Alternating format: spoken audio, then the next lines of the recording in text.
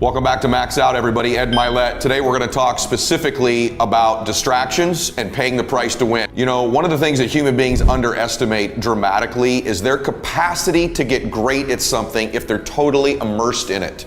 Totally laser focused on something. I can tell you that most people underestimate what total obsessive laser focused really is and what it looks like. Humans have an unreal capacity to get great at things, even if they don't have a natural talent for it, if they're immersed in it, and to learn something and acquire a ton of knowledge.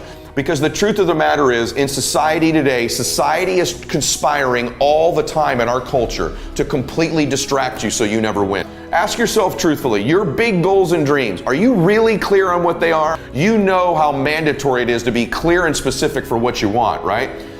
I think there's a different level for you. I think there's a different level for you to get obsessed, crazy, laser focused. I say all the time, our obsessions become our possessions. But we won't possess them if we're not truly obsessed.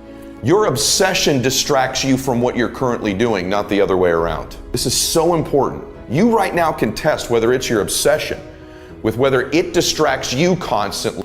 That's what an obsession does. When it's not really your obsession, the rest of your life distracts you from it.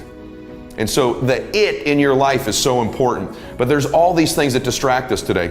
I think the people at the top of everything, there's things to learn from. And guess what the people at the top of everything have in common? They're obsessed on their own lives, not other people's. What other things divert our focus? The things in life that don't matter, our own negative thoughts, our own insecurities, our own weaknesses, these distract us. Failure distracts us.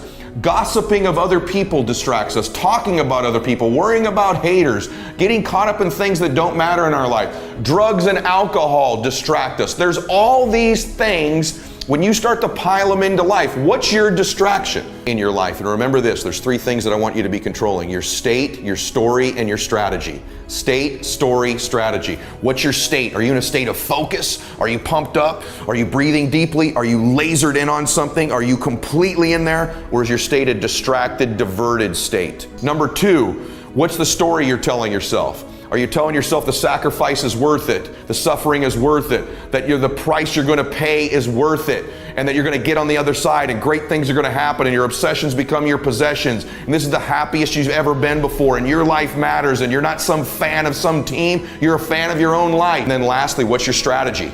You got to execute on your strategy. You have a very detailed plan to make that story you're telling a reality, and everything transforms in your life.